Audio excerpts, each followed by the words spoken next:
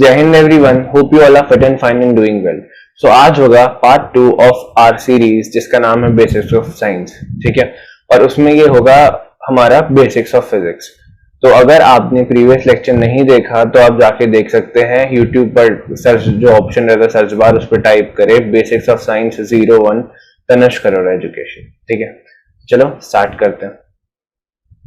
हर बार की तरह मैं आपके साथ में स्क्रीन शेयर कर लेता हूँ। So here we go. यहाँ पे आ गया आपका बेसिक्स ऑफ फिजिक्स। सबसे पहले हम बेसिक डेफिनेशन से स्टार्ट करेंगे कि फिजिक्स है क्या, है ना। तो the branch of science concern with the nature and properties of matter and energy. The subject matter of physics include mechanics. Basically ऐसी ब्रांच है साइंस की फिजिक्स जो किससे कंसर्न्ड है, किसकी प्रॉपर्टी के बारे में पढ़ते हैं हम इसमें पढ़ते हैं हम लोग मैटर और एनर्जी की प्रॉपर्टी के बारे में, साथ ही साथ उनके नेचर के बारे में भी, है ना। देखो, और जो फिजिक्स है उसमें सब्जेक्ट जो है, मतलब फिजिक्स सब्जेक्ट है, इसमें हम लोग अलग अलग सब ब्रांचेस की मदद से पूरी प्रॉपर्टीज को डील करने की कोशिश करते हैं। ठीक है, और मैटर की भी मैटर की पूरी प्रॉपर्टी को डील करने की कोशिश करते हैं, और एनर्जी की भी। जैसे आप बात करेंगे mechanics, heat, light and other radiation, sound, electricity, magnetism and the structure of atoms. ये सारी की सारी जो चीजें हैं ये हमें किसमें देखनी होती है, फिजिक्स में। अब यहाँ पे एक वर्ड आया है जिसका मतलब क्या है, वो वर्ड है मैटर और एनर्जी। तो यहाँ पर हम उसका मतलब देखेंगे, मैटर और एनर्जी का। क्या है मैटर, आप जानते हैं बेसिक सी definition, anything that occupies space, possess some mass, can be felt by one or more of our senses is called as matter। ठीक है, अभी तक तो हमने कैसी डेफिनेशन पढ़ी थी कि anything that occupies some space and possesses some mass is known as matter.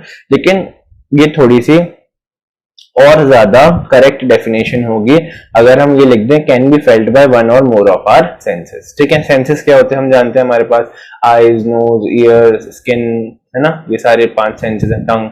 सो जैसे एग्जांपल के तौर पर आप मैटर के एग्जांपल देखेंगे तो आपको क्या क्या देखने को मिल जाएगा, milk, coke, bell, balloon, hot air balloon, fan, ये ऐसी एग्जांपल है। और जो भी आप अपने आसपास देख रहे हो हर एक चीज, मैं भी मैटर हूँ, आप भी मैटर हो। ठीक है, और बुक्स जो यहाँ पे रखी हुई हैं, जो कैमरा है हमारा वो भी मैटर है, जो लैपटॉप है वो भी मैटर है, हर एक चीज, earphone is also matter, mic is also matter. Basically everything that you see when you look around it is matter. ठीक है, और कुछ ऐसी चीज भी है जो आपको नहीं भी दिखती, जैसे एयर है। एयर को आप नहीं देख सकते हो, है ना, एयर को आप नहीं देखते हो, लेकिन फिर भी आप उसे फील तो कर सकते हो, वो इस डेफिनेशन में तो बैठ रहा है ना, और वो स्पेस भी ऑक्यूपाई करता है। ठीक है, आप एयर की प्रेजेंस को भी कर सकते हो फील और एब्सेंस को भी फील कर सकते हो। आप बोलोगे सर प्रेजेंस तो समझ में आ गया कि अगर बाल उड़ेंगे हमारे, हवा चल रही होगी तो। ठीक है, बेसिकली चलने वाली हवा नहीं, जो जैसे इस कमरे में भी प्रेजेंट है ना, और आपके आसपास भी प्रेजेंट है, हर जगह जो एयर प्रेजेंट है, मैं उसकी बात कर रहा हूं। उसकी अगर एब्सेंस हो जाए तो क्या होगा, देखो इसी एयर में क्या, air is what, mixture of gases. इसी एयर में क्या है, O2 है। तो अगर O2 का लेवल कम हो जाएगा वहां पे, मींस बेसिकली अगर एयर वहां पे कम हो जाएगी तो आपको सफोकेशन होगा, सांस लेने में प्रॉब्लम होगी, और आप समझ जाओगे कि वहां पर किसकी एब्सेंस है, एयर की एब्सेंस है। तो आप बाहर जाओगे फ्रेश एयर लेने उस कमरे से जहां आप ऐसा फील कर रहे हो। चलो, अब यहाँ पे एक चीज आ जाती है, स्टेट्स ऑफ मैटर। तो बेसिकली 4 स्टेट्स है मैटर की। एग्जांपल के तौर पर, एग्जांपल क्या डायरेक्टली देखना है क्या क्या है, solid, liquid, gas and basically plasma. ठीक है, solid, liquid, gas and plasma. तो सॉलिड के बारे में आप जानते हो, इंटरमॉलिक्यूलर फोर्स ऑफ अट्रैक्शन कम होता है, मतलब बेसिकली सारे के सारे पार्टिकल्स एक दूसरे के साथ काफी ज्यादा जुड़े हुए रहते हैं। ठीक है, उसके बाद अगर आप लिक्विड की बात करेंगे तो फोर्स ऑफ अट्रैक्शन थोड़ा कम हो जाएगा, है ना, और गैस की बात करेंगे तो पार्टिकल्स बहुत दूर दूर होंगे और फोर्स ऑफ अट्रैक्शन और कम होगा। ठीक है, और प्लाज्मा क्या है, प्लाज्मा बेसिकली जो भी ऐसा बोलते हैं कि वो स्टेट है मैटर की जिसमें जो मैटर है वो बस इलेक्ट्रॉन्स और प्रोटॉन्स के फॉर्म में है। ठीक है, समझ गए, है ना, इससे ज्यादा डील नहीं करना है आपको। बट हाँ, अगर आपको इसका एग्जांपल देखना है तो आपने देखा है ग्लो साइंस होते हैं, ब्लैक पेन नहीं है, मैं इसको व्हाइट करता हूँ। देखो ग्लो साइंस होते हैं, आपने देखा होगा ना, जो हॉस्पिटल्स वगैरह होते हैं या जो कुछ रेस्टोरेंट्स होते हैं, उनको दूर, उनकी जो ऊपर रहती है, मतलब बिल्डिंग रहती है, उन्हीं के ऊपर बहुत बड़े बड़े बोर्ड्स लगा दिए जाते हैं और उनमें लाइट जलती रहती है। देखा होगा आपने ऐसा, ठीक है। नहीं तो आपने कहीं भी देखा होगा कि बोर्ड पर लाइट लगी रहती है और जो लेटर्स है मतलब वैसे रहते हैं, ठीक है। जैसे अगर मैं आपको एक एग्जांपल के लिए एक इमेज दिखाता हूँ, ठीक है। एक सेकंड, मैंने वो इमेज निकाल के रखी है, ढूंढता हूँ, गिव मी अ सेकंड।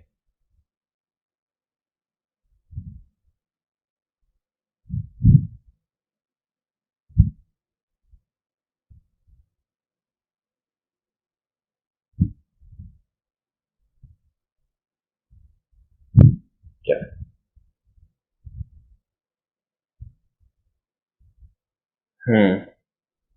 यहाँ पे मुझे वो इमेज मिल चुकी है, let me share it with you.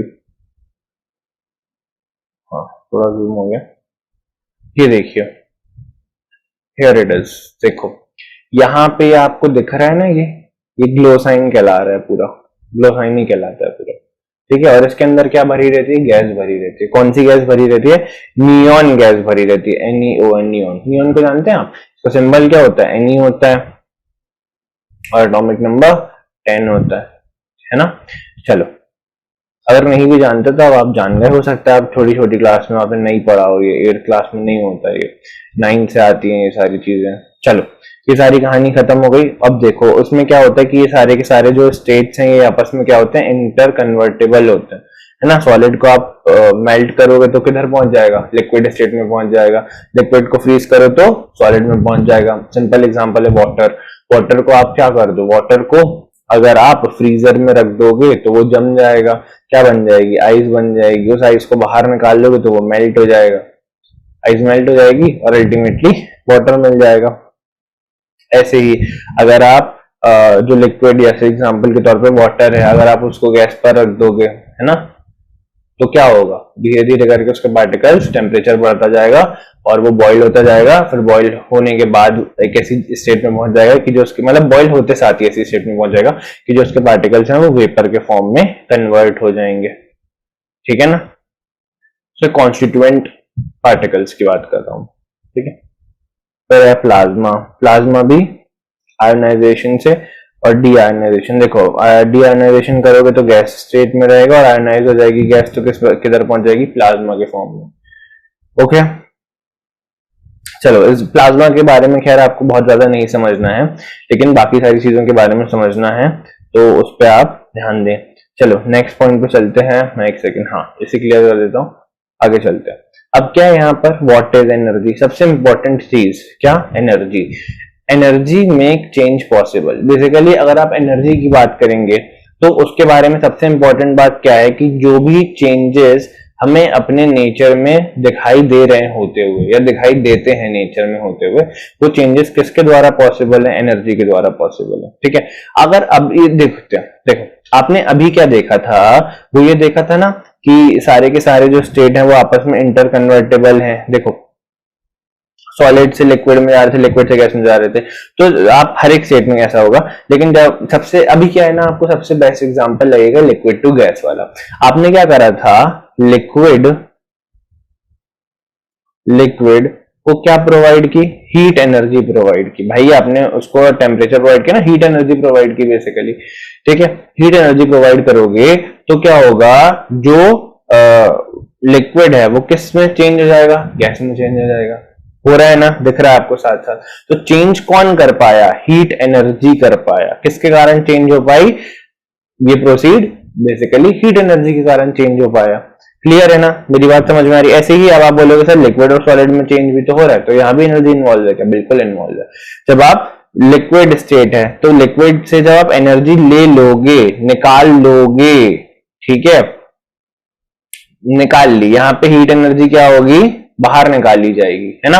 और तो ये काय में कन्वर्ट हो जाएगा, सॉलिड में कन्वर्ट हो जाएगा। फिर सॉलिड को एनर्जी दे दोगे तो काय में कन्वर्ट हो जाएगा, लिक्विड में कन्वर्ट हो जाएगा। इसका मतलब एनर्जी के बिना चेंज संभव नहीं है। समझ रहे हो बात को? अब देखो साथ में एक चीज और यहाँ पे काफी इंपॉर्टेंट है, वो ये है साइंस डेफिनेशन जो साइंस है की है। मतलब एनर्जी को कैसे बोलेंगे हम? Energy is the ability to do work. ठीक है, बेसिकली एनर्जी क्या है? एबिलिटी टू डू वर्क, है ना। मेजर इन जूल्स, बेसिकली अगर आप एसआई यूनिट की बात करेंगे, एसआई यूनिट क्या होता है, तो हम आगे देखेंगे कि यूनिट्स क्या होती है, वहां पे आपको मालूम चलेगा सिस्टम ऑफ यूनिट्स के बारे में। वैसे ये नेक्स्ट क्लास में आने वाला है, ठीक है, बट मैं आपको बता रहा हूं कि एसआई सिस्टम होता है जिसको हम बोलते हैं सिस्टम इंटरनेशनल। ठीक है, और एसआई सिस्टम में जो यूनिट होती है वर्क डन की, बेसिकली हम लोग एनर्जी और वर्क की जो यूनिट है वो सेम ही होती है, दैट इज व्हाट? जूल। ठीक है, अब क्या है?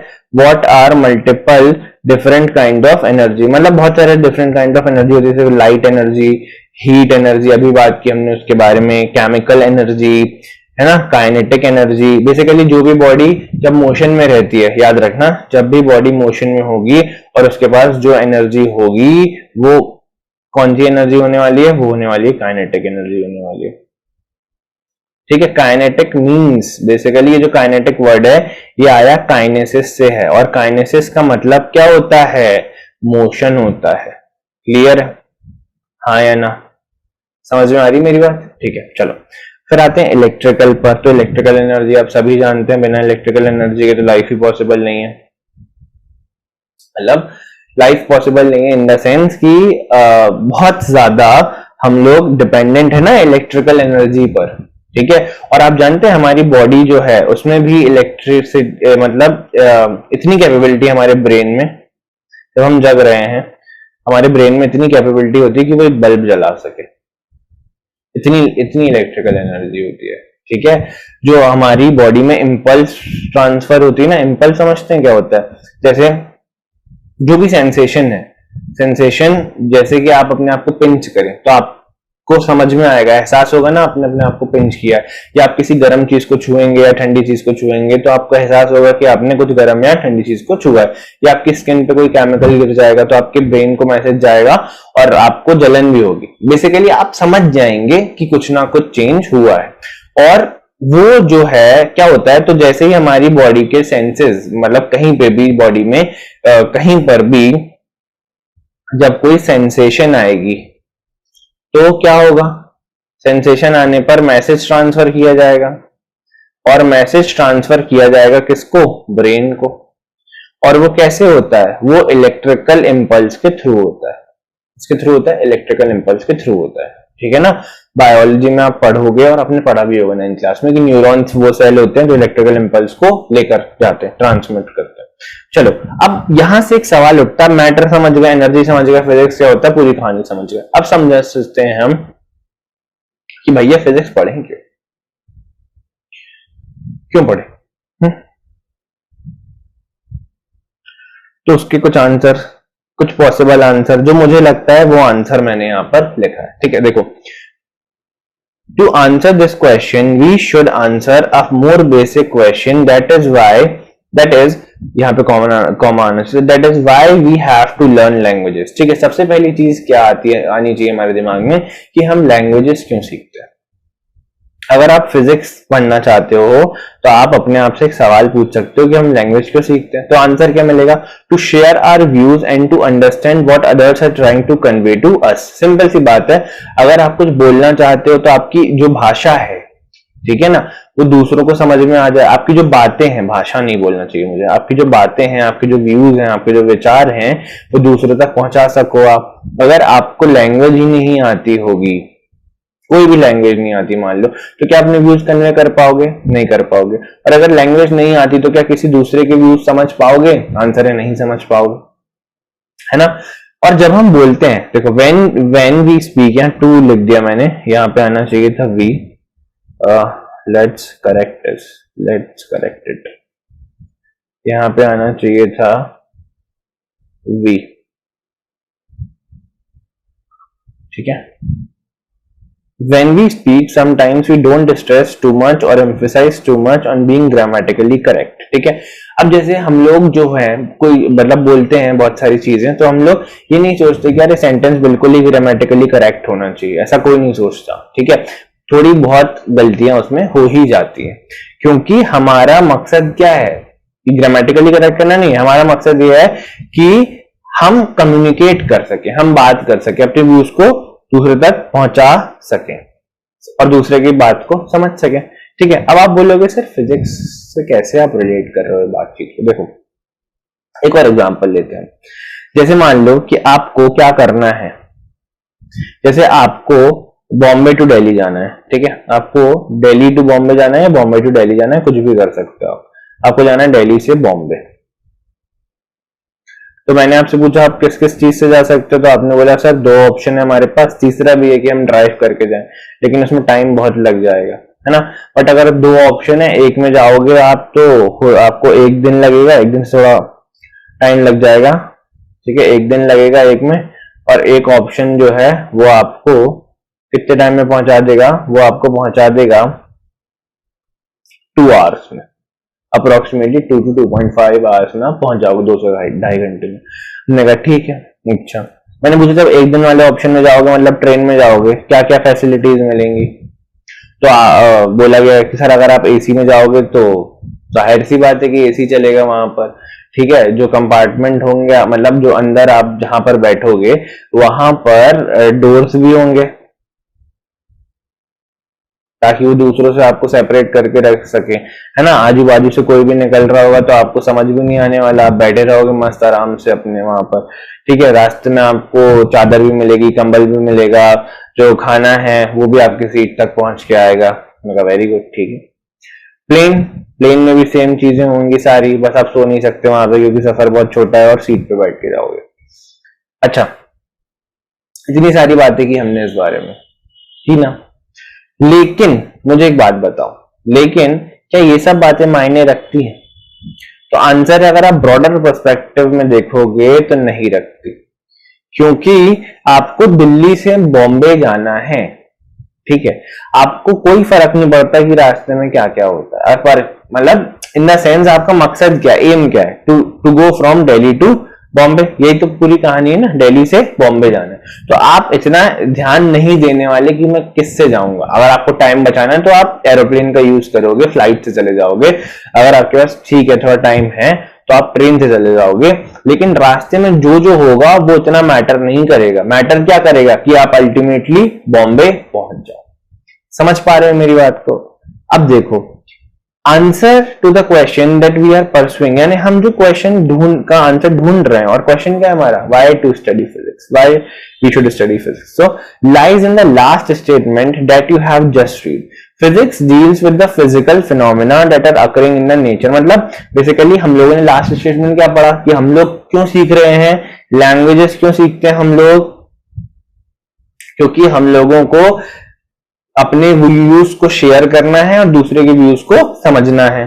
ठीक है, ऐसे ही फिजिक्स जो है वो किसके साथ डील करता है, नेचुरल जो भी फिजिकल फिनोमेना जो हो रहे हैं हमारे आसपास, नेचर में जो भी फिजिकल फिनोमेना अकर हो रहे हैं, जो हमें दिख रहे हैं या जो हमें नहीं दिख रहे हैं, उन सबके साथ डील कर रहा है फिजिक्स। ठीक है, so it deals with the study of nature, hence when we are studying physics we are learning more and more about nature and it's the ultimate aim to study physics। समझ गए? तो हमारा main M क्या है physics पढ़ने का, number लाना? बिल्कुल नहीं। क्या हमारा मेन एम नंबर लाना है? नहीं है। हमारा मेन एम क्या फिजिक्स को बहुत अच्छी तरीके से सीख लेना है? आंसर है नहीं। हमारा मेन एम है कि नेचर में जो भी घट रहा है उसको जानना है। समझ रहे हो मेरी बात को? उसको जानने के लिए पढ़ रहे हैं हम लोग फिजिक्स। ठीक है, अब नेचर में जो भी घट रहा है आप जान लोगे तो अल्टीमेटली फिजिक्स तो आपकी स्ट्रांग हो ही जाएगी ना यार।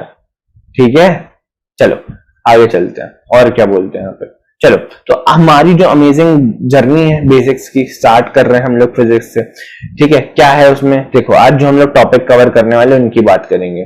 हम बात करेंगे फिजिकल क्वांटिटीज की, कि फिजिकल क्वांटिटीज क्या होती हैं, देन फंडामेंटल फिजिकल क्वांटिटीज क्या होती हैं, देन यूनिट्स क्या होती हैं, फिर सिस्टम ऑफ यूनिट्स क्या होते हैं, देन डिराइव्ड क्वांटिटीज क्या होती हैं, फिर हम physical quantities, how to write a unit of physical quantities, then scalar and vector quantities. देखो इसमें से मैं आपको पहले ही बता देता हूं कि जो ये वाला पार्ट है, system of units, direct quantities etcetera etcetera, ये आएगा नेक्स्ट लेक्चर में। ठीक है, या that you called as video, कुछ भी बोल लो, नेक्स्ट में आने वाला है। ठीक है, या बोलो नेक्स्ट क्लास में आने वाला है। और अभी जो हम पढ़ेंगे वो पढ़ेंगे फिजिकल क्वांटिटी क्या होती है, फंडामेंटल फिजिकल क्वांटिटी क्या होती है और यूनिट्स क्या होती है। ठीक है, चलो तो मैं आपके साथ जल्दी जल्दी से ये सारी चीजें समझने और समझाने की कोशिश करता हूं। ठीक है, मिलके समझते चलो। क्या है physical quantities? Physical quantities is any physical property that can be quantified that is measured using number. Quantified का मतलब होता है that can be measured using number. देखो बेसिकली ऐसे समझ लो कि फिजिकल क्वांटिटी का मतलब है ऐसी कोई भी क्वांटिटी जिसे आप मेजर कर सकते हो, ऐसी कोई भी चीज जिसे आप मेजर कर सकते हो। क्या कर सकते हो? मेजर मतलब नाप सकते हो, नाप सकते हो। ठीक है, वो क्या कहलाएगी? एक फिजिकल क्वांटिटी कहलाएगी। समझ गए? अब जैसे मान लो किसी इंसान का वेट है, वजन है, ठीक है ना, वेट है, आप उसको नाप सकते हैं कि नहीं नाप सकते? बिल्कुल नाप सकते हैं। मान लीजिए कि आपकी मम्मी ने आपको दूध लेने के लिए भेजा है ना, और बोला 2 लीटर दूध लेके आना, तो उन्होंने क्या बोला? नाप दिया ना दूध को, बोल दिया भाई 2 लीटर लेके आ जाना। और जब आप 2 लीटर लेने पहुंचोगे तो जो दुकान वाला होगा वो भी नापेगा कि नहीं? 2 लीटर नाप रहे हैं, बिल्कुल। तो इसका मतलब, और लीटर क्या होती है? अल्टीमेटली वॉल्यूम ही होता है ना, लीटर वॉल्यूम पढ़ा है अपन लोगों ने कि वॉल्यूम की यूनिट क्या होती है? लीटर होती है। ठीक है, सो बेसिकली वॉल्यूम भी आप नाप पा रहे हो, मतलब इट्स अ फिजिकल क्वांटिटी। फिर अभी अपन ने एक एग्जांपल लिया था दिल्ली टू बॉम्बे वाला, है ना। दिल्ली टू बॉम्बे का जो अप्रोक्सीमेटली डिस्टेंस है वो मेरे ख्याल से 1000 किलोमीटर अप्रोक्सीमेटली। ठीक है, इसमें प्लस माइनस हो सकता है, मतलब ज्यादा या कम हो सकता है, तो वो हमारा कंसर्न नहीं है अभी। बट हमारा ये कंसर्न है कि जो डिस्टेंस है उसे हमने क्या करा? नाप लिया ना। तो जिसको भी आप मेजर कर पा रहे हो वो क्या है? फिजिकल क्वांटिटी है। ठीक है, अब जैसे मैं बात करूं कि मान लो आप पेपर में फेल हो गए, आप पेपर में क्या हो गए? फेल हो गए। भाई आपने नहीं पढ़ा था तो आपको दुख भी नहीं है ज्यादा, लेकिन आपकी मम्मी क्या हो गई? दुखी हो गई। ठीक है, दुखी हो गई, बहुत दुखी हो गई। तो क्या आप बता सकते हो 10 किलो दुखी है, 20 किलो दुखी है, 15 किलो दुखी है? ऐसा होगा क्या कि बेटा आज तुमने ऐसा काम किया है कि मैं पूरा पूरा 10 किलो दुखी हो गई, है ना? इतना तो मैं कसौटी जिंदगी में जब मिहिर मारा था तब भी नहीं, तभी पता नहीं, आई डोंट नो, जो भी था। मतलब कुल मिला के बात इतनी सी है कि दुख को हम मेजर नहीं कर सकते, खुशी को हम मेजर नहीं कर सकते। Emotions are not measurable, hence they are not a physical quantity. ठीक है, so you can write the definition of physical quantity as anything that we can measure is known as physical quantity. ठीक है, चलिए अब आते हैं examples of physical quantities के। देखो मास एक क्या है? फिजिकल क्वांटिटी है। अमाउंट ऑफ सब्सटेंस क्या है? Physical quantity. Length is a physical quantity, time is a physical quantity, temperature is a physical quantity. ठीक है ना। अभी हम लोग का अब जैसे कोरोना चल रहा था तो जब लॉकडाउन खुला हुआ था तो हर जगह पर टेम्परेचर चेक किया जाता था ना हमारा। ठीक है, अगर वो ज्यादा होता था तो बोलते थे कि नहीं आप अंदर नहीं जा सकते, है ना, जाओ अपना टेस्ट कराओ या आराम करो, जो भी था। तो और कम होता था, मतलब नॉर्मल होता था तो जाने देते थे। तो हम क्या कर रहे थे? टेम्परेचर भी क्या कर रहे थे? नाप रहे थे। और हम अपनी डेली लाइफ में भी नापते ही हैं टेम्परेचर, है ना, जानते हो आप ये सारी बातें। तो इलेक्ट्रिक करंट जानते हैं, नापते हैं। ठीक है, light intensity, force, velocity, density and many others, बहुत सारी अनगिनत फिजिकल क्वांटिटीज हैं। मतलब बहुत सारी है, अनगिनत मैं इसीलिए बोल रहा हूं क्योंकि बहुत सारी हैं, और कई सारी तो ऐसी भी हैं जो आपके 9th 10th 11th 12th के सिलेबस में है भी नहीं। ठीक है ना भाई, पूरी फिजिक्स थोड़ी ना पढ़ा दी आपको यहाँ पे, पूरी केमिस्ट्री थोड़ी ना पढ़ा दी आपको यहाँ पे। ठीक है, बहुत सारी चीजें हायर स्टडीज के लिए भी छोड़ी हैं। चलो, representation of a physical quantity. अब रिप्रेजेंट कैसे करोगे फिजिकल क्वांटिटी को? तो फिजिकल क्वांटिटी इज रिप्रेजेंटेड है, देखो ये पीक्यू का मतलब क्या है? फिजिकल क्वांटिटी है। और दूसरी चीज जो लिखी है यहाँ पे n u, n u is what? N is a numerical value, जिसे हम क्या बोलते हैं? मैग्नीट्यूड। ठीक है, याद रखना न्यूमेरिकल वैल्यू को हम किस नाम से और जानते हैं? मैग्नीट्यूड के नाम से जानते हैं। ठीक है, and second is what? Unit. ठीक है, तो आप जब भी किसी भी फिजिकल क्वांटिटी को डिस्क्राइब करते हो, बताते हो, तो क्या होती हैं? 2 चीजें होती हैं। एक तो होती है न्यूमेरिकल वैल्यू, जिसको हमने बोला मैग्नीट्यूड, और दूसरी चीज क्या बोली हमने? यूनिट। समझ गए? एग्जाम्पल के तौर पर जैसे मैंने आपसे बोला कि जाओ मार्केट से 5 किलो क्या लेके आ जाओ, 5 किलो पनीर लेके आ जाओ। ठीक है, 5 किलो पनीर लेके आ जाओ। तो बेसिकली आपने क्या बोला, 5 बोला। 5 is what, a numerical value.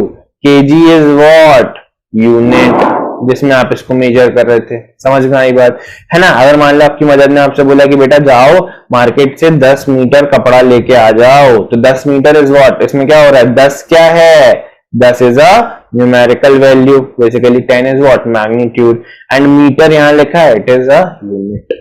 समझ गए, हाँ या ना, ठीक है। चलिए आगे चलते हैं। Unit is a quantity. अब इतनी देर से हम बात कर रहे हैं किसकी, यूनिट की। तो यूनिट क्या है, unit is the quantity of a constant magnitude which is used to measure the magnitude of the other quantities of the same nature.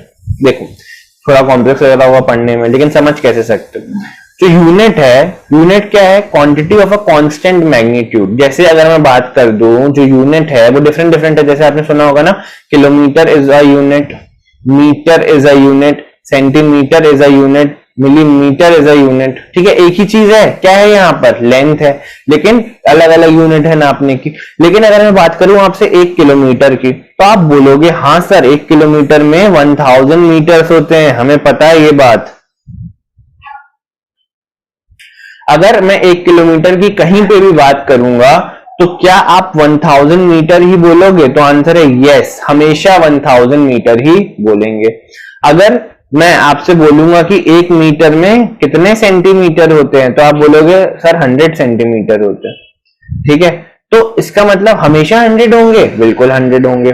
समझ में आ रही है मेरी बात। अब आप बोलोगे सर ये तो समझ गए कि क्वांटिटी, एक यूनिट एक ऐसी क्वांटिटी होती है जिसकी एक फिक्स्ड कांस्टेंट वैल्यू होती है या मैग्नीट्यूड होता है। ठीक है, लेकिन यहां पर दूसरी चीज लिखी है which is used to measure other quantities of the same nature. इसका मतलब क्या है, इसका मतलब ये है कि जब हम लोग किलोमीटर की बात कर रहे हैं तो किलोमीटर जो है वो किसको मेजर करने के लिए यूज करने वाली यूनिट है। किसको मेजर करते हैं हम किलोमीटर्स में, हम लोग डिस्टेंस को मेजर करते हैं।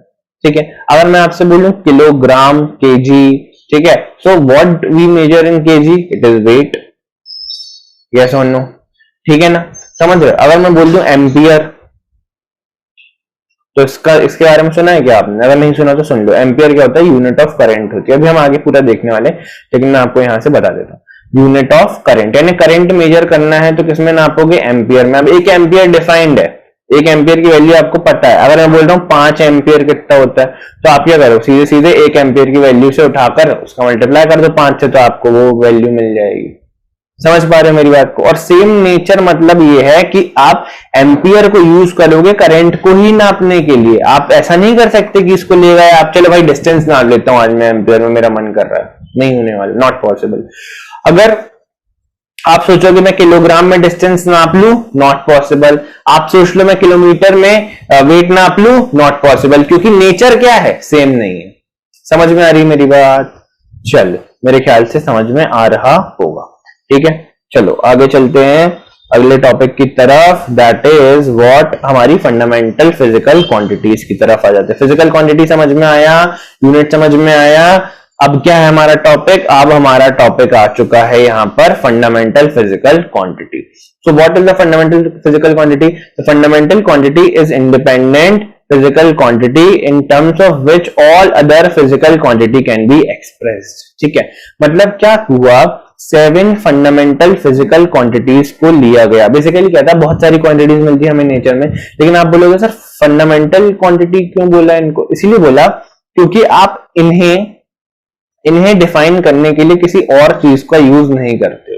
ये इंडिपेंडेंट है, ये क्या है, इंडिपेंडेंट, किसी पे डिपेंड नहीं कर रहे। क्या है ये, इंडिपेंडेंट, किसी पे डिपेंड नहीं कर रही। इसीलिए इनको क्या बना दिया गया, फंडामेंटल फिजिकल क्वांटिटी। मतलब आप इनको किसी और के टर्म्स में एक्सप्रेस नहीं कर सकते, लेकिन बाकी सारी क्वांटिटीज को आप इनके टर्म्स में एक्सप्रेस कर सकते हो। कुछ जगह पर देखोगे क्या बाकी आप इनको बाकी सारी क्वांटिटी के टर्म्स में भी एक्सप्रेस कर रहे हो, ठीक है, तो वहां पे बात थोड़ी गलत हो जाएगी, लेकिन आपको यही मानना है इन जनरल।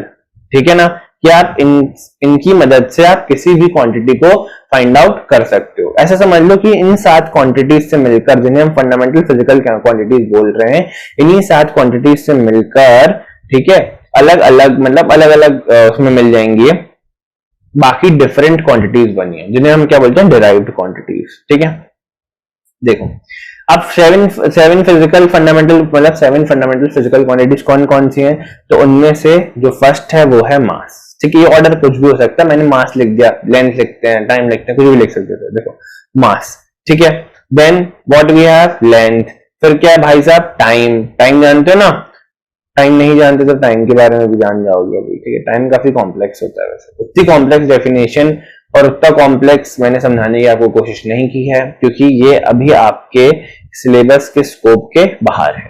ठीक है, जब आप जितना आपको भी दिया गया पहले इतना अच्छे से जान लें। ठीक है, जब आप जान लेंगे तो हम उस पर भी कभी बात कर लेंगे। ठीक है, अभी इजीली समझाया टाइम को। अब आते हैं फिर टेम्परेचर पे, then we have amount of substance, है ना, देन करंट, फिर क्या है, ल्यूमिनियस इंटेंसिटी है। ठीक है, ल्यूमिनियस इंटेंसिटी काफी इंटरेस्टिंग है ना, और इजीली समझ में भी आ जाएगा आपको, कोई बात नहीं। चलो आगे चलते, सारी ही इंटरेस्टिंग है। देखो ये सारे सिंबल्स हैं इन सारी क्वांटिटीज के, S is representing what, M is representing what, A is representing what, तो मैं बता देता हूँ व्हाट क्या करो, एस इज रिप्रेजेंटिंग सेकंड, तो बताओ किसकी यूनिट हो जाएगी, टाइम की। Then we have M for metre, then A for ampere, K for kelvin, kelvin के बारे में तो जानते हैं ना, टेम्परेचर की यूनिट होती है केल्विन, और C D is what, candela. ठीक है, चिंता मत करो, अभी मैं सब कुछ डिटेल में आपको बता रहा हूँ, है ना।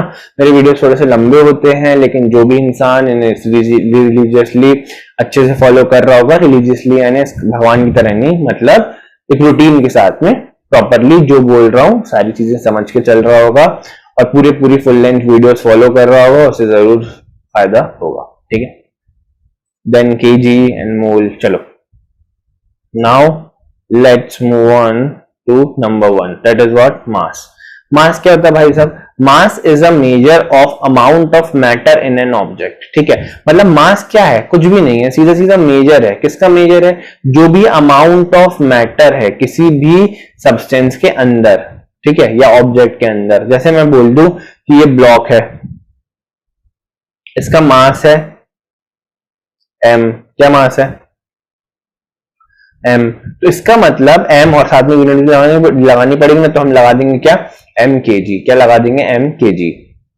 m इज व्हाट, कुछ भी हो सकता है यहाँ पे, अगर मान लो मैं बोल रहा हूँ 10 किलोग्राम, ठीक है, तो 10 किलोग्राम मैटर प्रेजेंट होगा इसके अंदर। समझ पा रहे हो मेरी बात को, हाँ या ना। ठीक है, तो mass is what, measure of matter, amount of matter present in an object. ठीक है, an object mass is constant in all circumstances, यानी कुछ भी हो जाए कि हर एक ऑब्जेक्ट का मास जो है वो कैसा रहेगा, सेम रहेगा। Contrast this with its with, contrast समझते हो, तो कॉन्ट्रास्ट का मतलब होता है इन डिफरेंस विथ, यानी अगर हम लोग डिफरेंस की बात कर रहे हैं, जैसे हम लोग ने बोला कि ऑब्जेक्ट का जो मास है वो हमेशा क्या रहने वाला है, सेम रहने वाला है, लेकिन जो हमारा वेट है वो डिफरेंट जगह पर डिफरेंट हो जाएगा। ठीक है, जैसे कि आप पढ़ोगे, अगर आप 9th में हो तो आपने पढ़ लिया होगा, ठीक है, 10th में होगे तो भी पढ़ लिया होगा, 8th में होगे तो आप अभी जाके पढ़ोगे, और अगर आप 11th और 12th में होगे तो पढ़ ही चुके होगे। 9th क्लास में क्वेश्चन बहुत पॉपुलर होता है, क्या क्वेश्चन होता है कि जितना वेट हमारा अभी किस पर है, अर्थ पे है, तो बताओ वो वेट मून पे जाने पर क्या हो जाएगा, तो आंसर होता है 1/6 हो जाएगा। क्या हो जाएगा, 1/6 हो जाएगा। ठीक है ना, 1/6 हो जाएगा। मान लीजिए किसी व्यक्ति का जो वेट है वो अर्थ पर 60 किलो है, तो मून पर जाकर कितना हो जाएगा, 60/6, that will be what, 10 kilogram. समझ गए, हाँ या ना। ठीक है ना, जो इसकी ऐसा यूनिट है, लेकिन हम लोग डेली लाइफ में क्या करते हैं, मास और वेट को एक सा ही लेकर चल लेते हैं। ठीक है, लेकिन चल लेते हैं, गलत क्या है, सही है क्या है, बस कर लेते हैं, लेकिन ध्यान रखिए कि मास हमेशा सेम होता है और वेट हमेशा अलग अलग हो जाता है। जो वेट है ना उसकी वैल्यू जी पे डिपेंड करती है। अगर आप 9th में हैं और उससे भी ऊपर क्लासेस में, तो बताइए जी क्या होता है, इट व्हाट, ग्रेविटेशनल एक्सेलरेशन। अगर आप छोटी क्लास में हैं तो वेट करें इसका, है ना, समझ में आएगा आपको ये भी धीरे धीरे। एक ऐसा यूनिट है किलोग्राम। तो मास की ऐसा यूनिट क्या होती है भाई साहब, किलोग्राम, ठीक है ना। भाई साहब मतलब बहन जी भी, भाई साहब की बहन जी। चलो नाउ आते हैं हम किस पर, लेंथ पर। What is length? It is used to measure distances and size of object, ठीक है। कोई आपसे पूछे कि लेंथ जो है वो क्या है, तो इट इज किस लिए मेजर करते हैं हम, किस लिए यूज करते हैं उसका यूज, डिस्टेंस मेजर करने के लिए और ऑब्जेक्ट का साइज मेजर करने के लिए। उसकी ऐसा यूनिट क्या है, मीटर है, ठीक है ना। अब जैसे क्लॉथ है, उसको अगर आपको लेंथ मेजर करनी है तो आप किस में करोगे, मीटर में करोगे। आपका रूम है, तो रूम कैसा होता है, रूम का अगर मैं एक सरफेस ले लूं ऐसा होगा ना आपका, रेक्टेंगुलर होगा, ठीक है। तो ये होगी ना उसकी लेंथ और ये होगी उसकी ब्रेथ, दोनों को आप किस में नापोगे, मीटर में नापोगे। क्लियर है, हाँ या ना, है ना। अब जैसे दिल्ली का एग्जांपल था, कहीं का भी ले लो, अपन एग्जांपल उठा लो कहीं का भी, तो आप डिस्टेंस को काय में नाप रहे हो, मीटर में भी नाप लेते हो, ठीक है। वो बात अलग है, बहुत बड़े बड़े डिस्टेंस को आप किलोमीटर में भी नाप लेते हो, लेकिन हम यहाँ पे किसकी बात कर रहे हैं, ऐसा ही सिस्टम की, ठीक है। मैं सिस्टम ऑफ यूनिट्स आपको नेक्स्ट क्लास में अच्छे से समझाऊंगा, अभी आप इतना समझ लो। Now we have what, time. Time is defined as a forward arrow, ठीक है। Time is defined as a forward moving arrow. तुम लोगों ने सुना ही होगा, सब सुनते हैं ऐसा कि बेटा वक्त की कीमत करो, वक्त निकल जाता है तो वापस नहीं आता, क्योंकि वक्त हमेशा सीधा चलता जा रहा है। टाइम को सबसे बेसिक चीज जो हम समझा सकते हैं बेसिक तरीके से, वो ऐसे समझा सकते हैं कि it's a forward moving arrow, ठीक है। हमेशा आगे चलता रहा, निरंतर। और इसकी ऐसा यूनिट क्या होती है, सेकंड होती है। मैं जानता हूं कि आप लोगों ने आर, मिनट, बहुत सारी यूनिट का यूज किया है, इवन डेज का भी, days is also unit of time ना, दिन क्या। तो ऐसा ही यूनिट इज व्हाट, टाइम की क्या होती है, सेकंड होती है, ठीक है। समझ जाओगे ऐसा ही सेकंड, ऐसा यूनिट क्या होती है, यूनिट तो समझ गए ना क्या होती है, ऐसा यूनिट भी समझ जाओगे। देखो अब कौन आया, टेम्परेचर आया, आला रे आला, टेम्परेचर आया, ठीक है। अब क्या है, आगे चलते हैं, टेम्परेचर मतलब अब आगे चलते हैं, मतलब टेम्परेचर में ही आगे चलते हैं। देखो नॉर्मली, जनरली, बहुत ही बेसिक सी डेफिनेशन जो आपको अब तक पढ़ाई गई, वो क्या पढ़ाई गई, it is the measure of degree of hotness और कोल्डनेस ऑफ द बॉडी, ठीक है। मतलब कोई बॉडी कितनी हॉट है या कोल्ड है, ये किस पर डिपेंड करता है, उसके टेम्परेचर पर डिपेंड करता है। और अगर आप टेम्परेचर को नाप रहे हो तो आप क्या नाप रहे हो कि वो कितनी हॉट है या कितनी कोल्ड है, कितनी गर्म है या फिर कितनी ठंडी है। लेकिन लेकिन अगर हम लोग टेक्निकल डेफिनेशन पे जाएं, ठीक है, अगर हम लोग मोर टेक्निकल डेफिनेशन पे जाएं टेम्परेचर की, तो हम क्या बोलेंगे, temperature describes the average kinetic energy of molecules within a material और system and this measured in Celsius, Kelvin, Fahrenheit और रेनकाइन, ठीक है। चलो बेसिकली क्या होता है, जो टेम्परेचर है उसको कैसे डिफाइन किया गया, average kinetic energy of molecules of the material और सिस्टम जो होगी, दैट इज व्हाट, टेम्परेचर। इसको हम किसमें नापते हैं, सेल्सियस में, केल्विन में, फ़ारेनहाइट में। आप बोलोगे सर बात नहीं समझ में आ रही, मतलब क्या है एवरेज काइनेटिक एनर्जी। देखो क्या होता है, कोई भी एक ऑब्जेक्ट है, ठीक है, कोई भी एक ऑब्जेक्ट है, अगर आप बात करेंगे 0 डिग्री सेल्सियस पर, किस पर बात करेंगे, 0 डिग्री सेल्सियस पर, ये क्या होता है कि एब्सोल्यूट जीरो टेम्परेचर बोलते हैं इसको, हम क्या बोलते हैं, absolute zero temperature, 0 degree Celsius, या हम इसको बोलते हैं -273 केल्विन टेम्परेचर, ठीक है। 0 डिग्री सेल्सियस 273 केल्विन टेम्परेचर। इस पर क्या हो रहा है, इस पर क्या हो रहा है, अगर मोर प्रिसाइज हो जाऊं मैं तो ये 273.15 होता है, ठीक है। लेकिन हम लोग कैलकुलेशंस में और जनरली यही यूज कर लेते हैं 273 वाली वैल्यू। बट यहां से समझो क्या होता है, हर एक ऑब्जेक्ट आप जानते हो कुछ ना कुछ इसके कॉन्स्टिट्यूएंट पार्टिकल्स होंगे जिससे मिलकर ये बना हुआ है। कॉन्स्टिट्यूएंट पार्टिकल का मतलब होता है जिनसे मिलकर ये बना हुआ है, ठीक है, या जो जो ये कंटेन करता है, या जो जो इसमें होंगे, बात खत्म। आगे चलते हैं, तो ये मॉलिक्यूल्स है, मैंने बहुत पास पास बना दिए।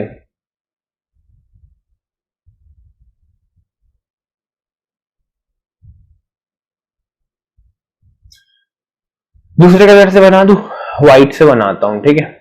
चलो ये देखो, फिर मैं पास पास ही बना रहा हूं।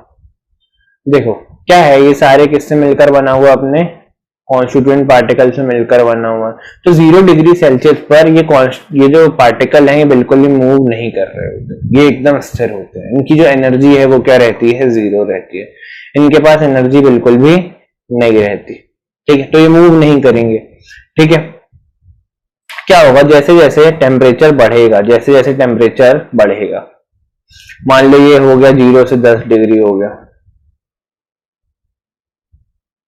तो ये मूव करना स्टार्ट कर देंगे। क्या करना स्टार्ट कर देंगे, मूव करना स्टार्ट कर देंगे। अभी मैंने आपको बताया था कि जब भी बॉडी मूव करे और उसके साथ जो एनर्जी मतलब रहती है, कोई मूविंग बॉडी के पास जो एनर्जी रहती है उसको हम क्या बोलते हैं, काइनेटिक एनर्जी बोलते हैं। तो अब ये मॉलिक्यूल्स क्या करना स्टार्ट कर देंगे, मूव करना स्टार्ट कर देंगे। भाई इनको क्या हुआ, टेम्परेचर जो हीट एनर्जी मिल गई, जिसके कारण ये क्या करेंगे, मूव करेंगे। और अल्टीमेटली मूव करेंगे तो इनके पास क्या होगी, काइनेटिक एनर्जी होगी। तो ये सारे के सारे मॉलिक्यूल जो मूव कर रहे हैं, इन्हीं की काइनेटिक एनर्जी का जो एवरेज है, इन्हीं की काइनेटिक एनर्जी का जो एवरेज है वही क्या कहलाएगा, टेम्परेचर कहलाएगा। समझ गए। और ये अलग अलग यूनिट होती है इसको नापने की, सेल्सियस, केल्विन, फ़ारेनहाइट, रेंटाइन। लेकिन जो सबसे ऐसा है, मतलब जो सबसे इंपॉर्टेंट और ऐसा यूनिट है वो कौन सी है, केल्विन है, ठीक है। ऐसा यूनिट क्या है इसकी, केल्विन है। ये बात को आपको क्या करना है, बहुत अच्छे से याद रखना, अपने दिमाग में एब्जॉर्ब करा लेना है, ठीक है। चलिए एक और बार हमारे सामने प्रकट हो चुका है, कौन, temperature. The temperature of a substance is the measure of the average kinetic energy of particle of a substance, बता चुका हूं मैं। When energy is added to a substance, its temperature increases, cause the added energy is distributed among the particle of the substance, ठीक है ना। और basically उन सारे पार्टिकल्स को क्या मिलेगी, एनर्जी मिलेगी और वो मूव करना स्टार्ट कर देंगे, ठीक है। और उन सबकी जो एवरेज काइनेटिक एनर्जी होगी that what will be called as temperature. The low average kinetic energy of particle, देखो लो है, धीरे धीरे मूव करें तो टेम्परेचर कैसा होगा इसका, लेस होगा, ठीक है ना। And thus the temperature of the gas increases when energy is added, basically energy यहां पर बढ़ गई होगी। समझ में आ रही है बात, है ना। तो temperature will be what, more, because average kinetic energy will be more. Clear है। चलिए नेक्स्ट पॉइंट पर अब आ जाते हैं हम लोग अमाउंट ऑफ सब्सटेंस की तरफ। इसके बाद कुछ नहीं बचा, इसके बाद करंट बचा है और ल्यूमिनेस इंटेंसिटी बची है, ठीक है। देखो, अरे यार, ठीक है। अब आते हैं हम लोग किस पर, अमाउंट ऑफ सब्सटेंस की तरफ। अमाउंट ऑफ सब्सटेंस, ठीक है। इसके लिए मैं थोड़ा लाइट कलर लेता हूं, हाँ ये वाला। Amount of substance means the number of particles. Simple है, कुछ भी नहीं है। अमाउंट ऑफ सब्सटेंस का सिंपल मतलब क्या है, means the number of particle. Amount of substance means nothing but the number of particle, ठीक है ना। चलो, it is measured using a unit called mole. भाई इसकी यूनिट क्या है, मोल है। क्या है यूनिट इसकी, मोल।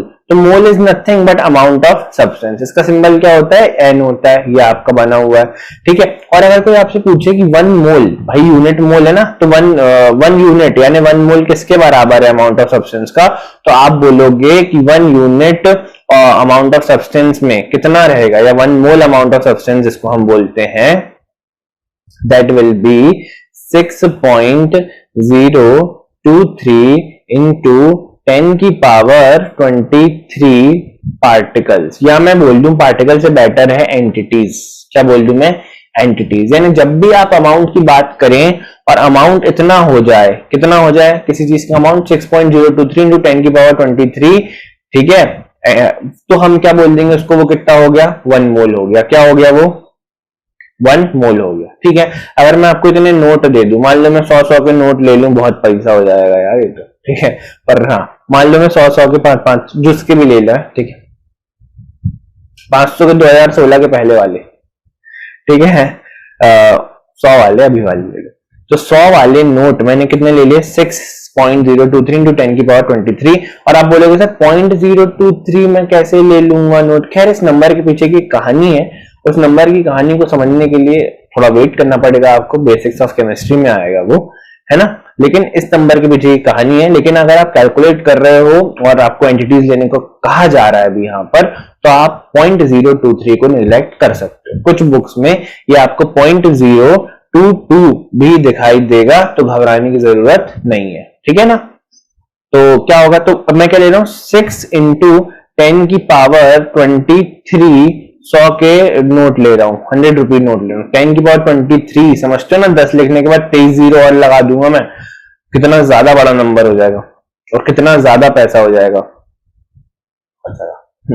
ठीक है, तो ये कहानी हो गई तुम्हारी, समझ में आ रही है मेरी बात। तो मैं क्या बोलूंगा, मेरे पास 1 मोल 100 के नोट। ठीक है, अगर मैं बोलूं कि मेरे पास पेंसिल्स हैं, क्या बोल दूं, पेंसिल्स हैं, तो पेंसिल, जब मैं बात कर रहा हूं पेंसिल्स की, तो मान लो मेरे पास 6 इंटू 10 की पावर 23 पेंसिल्स हैं, तो मैं क्या बोलूंगा कि मेरे पास 1 मोल पेंसिल है। इसको आप बहुत इजीली रिलेट कर सकते हो डजन से। डजन सुना है आपने, डजन क्या होता है भाई? 1 डजन में मान लो मैंने 1 डजन एग्स खरीदने हैं, ठीक है, या मुझे 1 डजन बनाना खरीदना है, या 1 डजन ऑरेंज खरीदने हैं, 1 डजन एप्पल खरीदने हैं, या 1 डजन मुझे खरीदना है mango, alphonso mango. So basically कोई भी मैंगो खरीदना है, अल्टीमेटली मेरे पास कितनी एंटिटीज होती हैं 1 डजन में? हमेशा मुझे पता है कि मेरे पास 12 एंटिटीज होंगी, चाहे मैं कुछ भी ले लूं, अगर मैं वो 1 डजन ले रहा हूं तो मेरे पास कितनी एंटिटीज होंगी? 12 होंगी। क्लियर है, समझ में आ रही है मेरी बात, हाँ या ना? ठीक है ना, ऐसी कहानी है। ऐसे ही जब हम बोल रहे हैं कि 1 मोल कोई चीज ले लेंगे हम, तो वो इतना होगा हमारे पास 6.023 इंटू 10 की पावर 23, और जिसको हम लोग कैलकुलेशंस में और जनरली क्या बोलते हैं, यूज करते हैं, तो करते हैं 6 इंटू 10 की पावर 23। ठीक है, और मैं एक बात बता दूं आपको यहां से कि नंबर बहुत बड़ा होता है। आप बोलोगे सर कितना बड़ा नंबर होता है, जनरली तो हम इसको लाइफ में यूज नहीं करते होंगे, तो आंसर है बिल्कुल सही कह रहे हो, नहीं करते हैं। लेकिन जब हम लोग बात करते हैं एटम्स की, हम लोग बात करते हैं मॉलिक्यूल्स की, हम लोग बात करते हैं इलेक्ट्रॉन्स की, है ना, तो तब वो क्या होते हैं, बहुत छोटे छोटे होते हैं, बहुत ही ज्यादा छोटे होते हैं। तो वहां पर उनके लिए ये नंबर को यूज किया जाता है भाई, इनका साइज बहुत छोटा होता है ना। ठीक है, अब जैसे 1 ड्रॉप पानी ले लो, 1 ड्रॉप में ही बहुत सारे नंबर ऑफ मॉलिक्यूल्स हो जाएंगे, ठीक है ना, और वो कैलकुलेट भी कर सकते हो, तो बेसिक्स ऑफ केमिस्ट्री में सिखाऊंगा मैं, ठीक है ना। चलो, और इसको हम लोग क्या बोलते हैं, एवोगैड्रो नंबर भी बोलते हैं। This is also called as Avogadro's number, ठीक है ना। ये कुछ फॉर्मूलेज हैं, तो इन्हें देख के घबराओ मत, ये तुम्हें कहां देखने को मिलेंगे और समझ में भी आएंगे, केमिस्ट्री, बेसिक्स ऑफ केमिस्ट्री। अब आ जाते हैं हम लोग किस बात पे, झटके पे, है ना, करंट। भाई करंट तो हम सबने खाया ही होगा, करंट नहीं बेसिकली शॉक होता है, झटका। लेकिन हम लोगों ने, हमको बचपन में करंट कभी ना कभी लगा है, बचपन में और बड़े होते हुए भी लगा है, मुझे तो कल ही रात को लगा है, ठीक है। तो करंट जो है ये हम सबने कभी ना कभी खाया ही होगा। Current is also chosen as one of a fundamental quantity. Current को भी क्या चूज किया गया, एज अ फंडामेंटल क्वांटिटी, ठीक है, फंडामेंटल फिजिकल क्वांटिटी चूज किया गया, या फिर हम बोलते हैं जिसको बेस क्वांटिटी। समझ गए। अब करंट क्या होता है इसके बारे में बातें कर लेते हैं थोड़ी बहुत, ठीक है। देखो यहां पर क्या लिखा है, electric current definition unit, electric current is the rate of flow of charge through some region of space. Basically simple सी बात है, वायर है, वायर से, वायर भाई कंडक्टर, आपने पढ़ा होगा ना चीजों के बारे में, ऐसा कि कंडक्टर और इंसुलेटर 2 तरीके के मटेरियल होते हैं, जिसमें से करंट पास हो जाए दैट इज कंडक्टर, जिसमें से ना हो दैट इज इंसुलेटर। पढ़ा है, नहीं पढ़ा, सुना है, नहीं सुना, सुना है, सारी बातें क्लियर है। सो बेसिकली ये वायर है, मैं इसको थोड़ी बहुत मोटा करके बना रहा हूं वायर को, ठीक है, थी तो पतली, या मैंने एक मोटी सी वायर ले ली, कुछ भी कर सकता हूं मैं, ठीक है। दोनों ही केस में होगा क्या, आपको बस इतना समझना है, ये आपकी क्या है, वायर है, ठीक है। इसमें से क्या हो रहा है, जो चार्ज है वो फ्लो हो रहा है। क्या फ्लो हो रहा है, चार्ज क्या हो रहा है, फ्लो हो रहा है। क्या फ्लो हो रहा है, चार्ज फ्लो हो रहा है, ठीक है। बेसिकली जो एटम होता है, एटम का मोस्ट एक्सेप्टेड मॉडल कौन सा है, ये वाला है ना, बीच में न्यूक्लियस और बाहर क्या है, रहते हैं इलेक्ट्रॉन रहते हैं, यही पूरी कहानी है।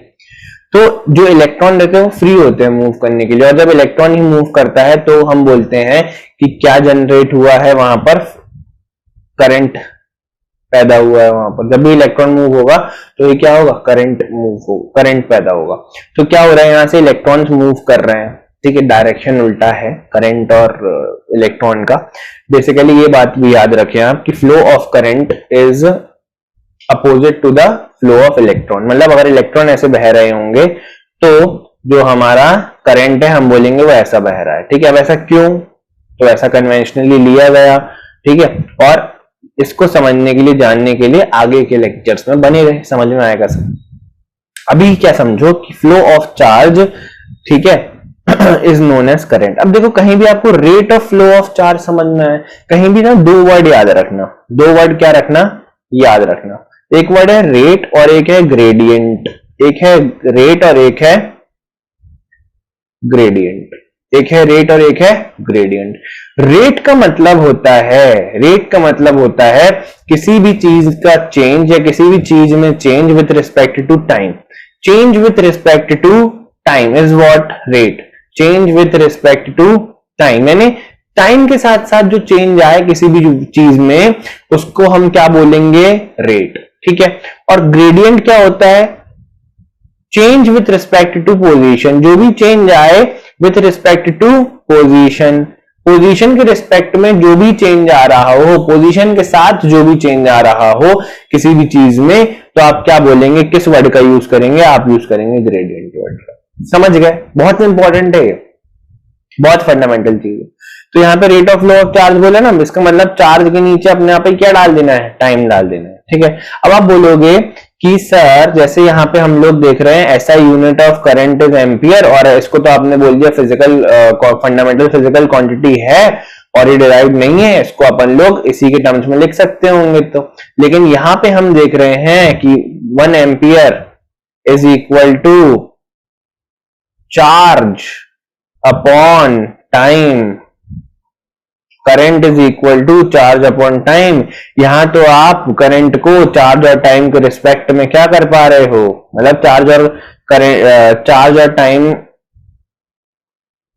के टर्म्स में लिख पा रहे हो। तो मैं बोलूंगा कि हाँ सही कह रहे हो आप, यहां पे फंडामेंटल फिजिकल क्वांटिटी की डेफिनेशन फेल कर रहा है। लेकिन क्यों ऐसा क्या हुआ कि इसे फंडामेंटल फिजिकल क्वांटिटी लेना पड़ गया, ऐसा इसलिए लेना पड़ गया क्योंकि जो चार्ज है उसको मेजर करना थोड़ा डिफिकल्ट है। चार्ज का जो मेजर है वो थोड़ा डिफिकल्ट है, चार्ज को मेजर करना पॉसिबल है लेकिन क्या है, थोड़ा डिफिकल्ट है। तो इसीलिए हम लोगों ने उपाय निकाला कि हम लोग क्या लेंगे, फंडामेंटल फिजिकल क्वांटिटी हम लेंगे करंट, और इसकी यूनिट क्या आ गई, वो आ गई एम्पियर। एम्पियर जो है, एम्पियर जो यूनिट है वो साइंटिस्ट के नाम पर आई है। किसके नाम पर आई है, साइंटिस्ट, ठीक है। साइंटिस्ट थे एक एम्पियर नाम के, उनका सरनेम एम्पियर था, पूरा नाम कुछ था क्योंकि मुझे अभी याद नहीं आ रहा, एंड्री मैरी एम्पियर था, हाँ यही था, यही था, एंड्रे मैरी एम्पियर, ठीक है।